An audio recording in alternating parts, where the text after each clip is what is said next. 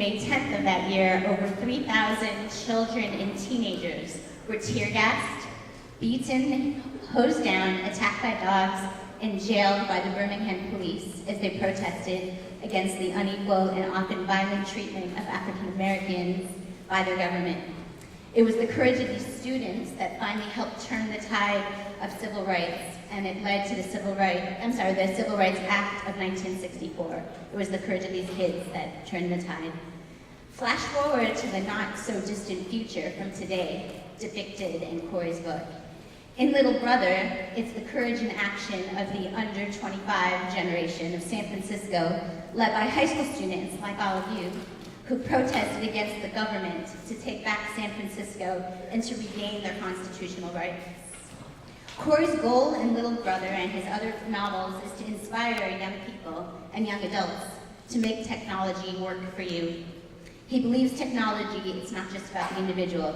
It's not your iPhone 5C, it's not Facebook, Twitter, Snapchat, Grand Theft Auto 5. Rather, technology can and should be used for the greater good and as a political tool to build a better world. In Little Brother, Cory delivers this message through a fantastic page-turner of a book that's as thrilling and fun as it is terrifying. Why is it terrifying? It's a science fiction book, but most of the technologies in it already exist in some form today. Also, we are already under surveillance by our government. Since September 11th, we're continually being watched by cameras on minibuses, in shopping malls, on streets, on bridges, and even in some schools.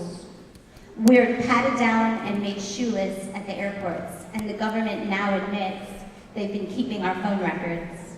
Organizations like the Electronic Frontier Foundation, on my t-shirt, suspect that our texts, our Facebook profiles, even Tumblr posts, and other communications are also being collected by the National Security Agency.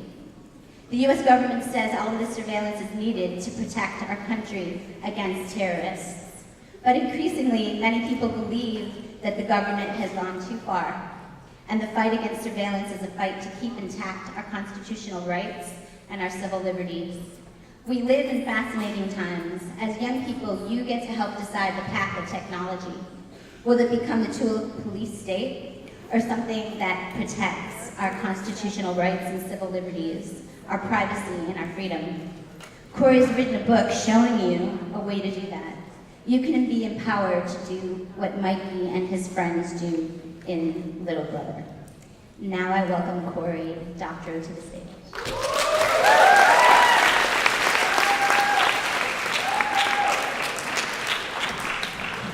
Hey there. Thank you all for having me here. I'm gonna stand until my legs give out and then I'll sit. Thanks. Hi guys. I wear a lot of hats. I write science fiction novels, but I'm also I have a professorship of computer science at the Open University in the United Kingdom. And they made me a professor there not because of my interest in theory and algorithms and in more efficient ways to sort data or merge tables and databases, but rather because of my work on how technology affects people. And I want to talk to you a little about some of those computer science themes, not the mathematics of computer science, although we'll touch on that a little, but rather some of the social aspects of computer science. And to do that, I'm going to give you a history of what I think of as some significant recent moments in computer science history. So I'm going to start in 2010 with a guy who was kind of a creep. His name was Luis Mijangos. He was a Californian. He got raided by the FBI for participating in something called ratting. RAT stands for Remote Access Trojan, and what ratters do is they trick people, mostly young people, into installing software on their computers, software that comes disguised as a software update or a game or a screensaver, but that gives the ratter access to your camera, your microphone, access to screenshots from your screens, all of the keystrokes from your keyboard, and all the files on your hard drive. And what this guy had been doing is he'd been capturing compromising photos of his victims as they sort of passed in front of their laptop camera getting dressed or what have you. and also capturing their logins and emails for their social network profiles, and then sending them threatening messages saying, I have access to your Instagram, to your Facebook, to your other social media accounts, and I have compromising nude photos of you. Unless you perform live sex acts for me on camera, I'm going to post these nude photos of you to your social media websites, to your social media feeds, and humiliate you and devastate you in your social circles. He had over 230 victims, and 44 of them were children, were juveniles. And when the FBI busted him, he eventually came clean and admitted that he'd been doing this.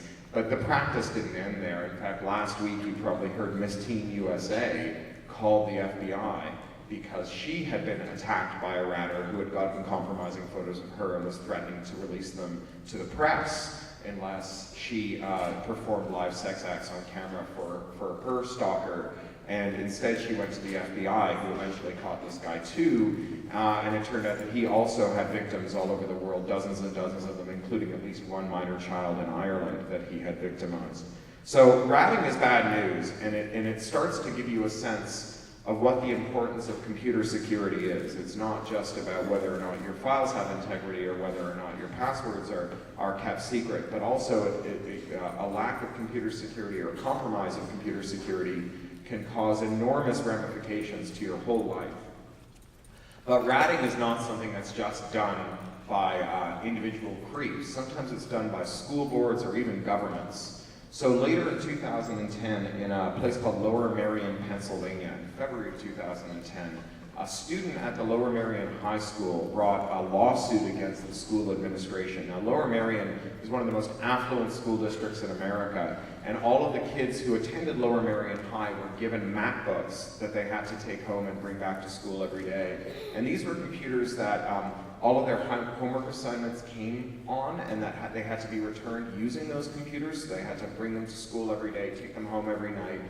It was the only thing they were allowed to do their schoolwork on. It was the only device they were allowed to connect to their school's network. It was mandatory. And the school district, quite correctly I think, believed that some of their students would lose their laptops or have them stolen. And so they put laptop recovery software on these computers. But another word for laptop recovery software is RAC. This software was software that let them access the camera, the microphone, and so on. And this kid, Blake J. Robbins, had not gotten along with the school principal. They butted heads over the years that he'd been in school. And one day in 2010, he was called into the principal's office. And the principal said, Blake, you've made your last mistake here. I've caught you taking drugs. And handed him a photo of himself in his bedroom the night before taking a pill. And this kid said, first of all, that's a Mike and Ike's candy. Second of all, how did you get a photo of me in my own bedroom last night?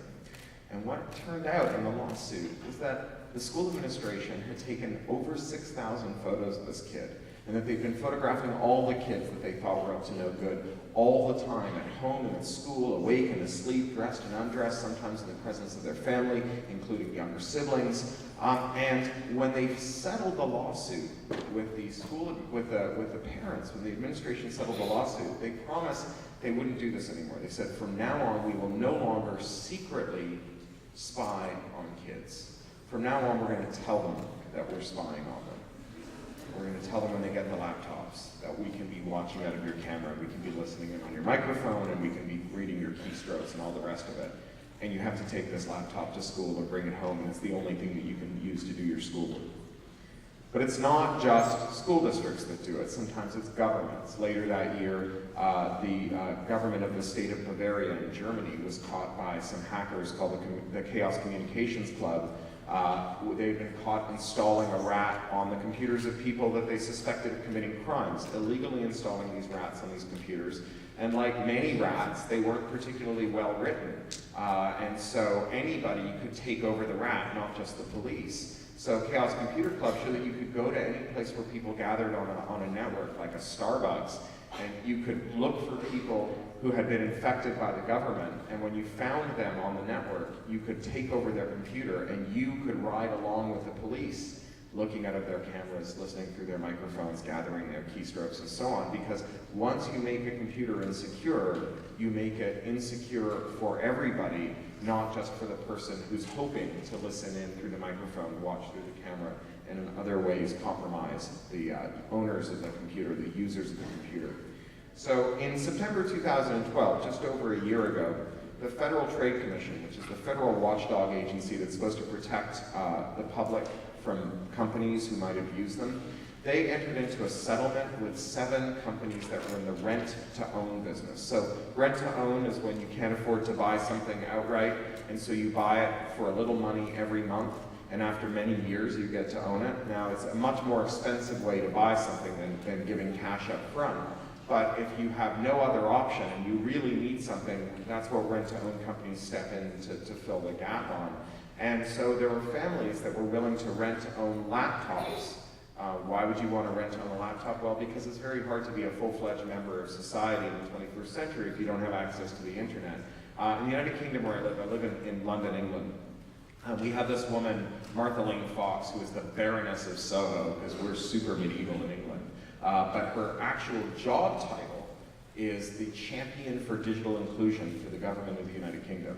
That's a really cool job title. And her gig is to make sure that everybody in the country gets connected to the internet. And when she got the job, she decided that she would try and figure out what happened when you gave people access to the internet. How did their lives change when you gave them access to the internet? In other words, why was she doing the job? So she had some ready-made places to examine that question. In the north of England, we have towns whose industrial bases have just totally collapsed. Places that used to make things like steel or cars, where all that industry has gone offshore to the Pacific Rim since the late 90s, and now there's no work in these towns. Almost everyone's on welfare. Most people live in housing projects, what in the United Kingdom we call council estates. And so in one of these towns, there was a building, a council estate, a housing project, where there had been a test program to give people internet access. So they've been running for a couple of years. And in the buildings around that building, there hadn't been the same program. And so she had a way to sort of study what happens when you give people internet access, because she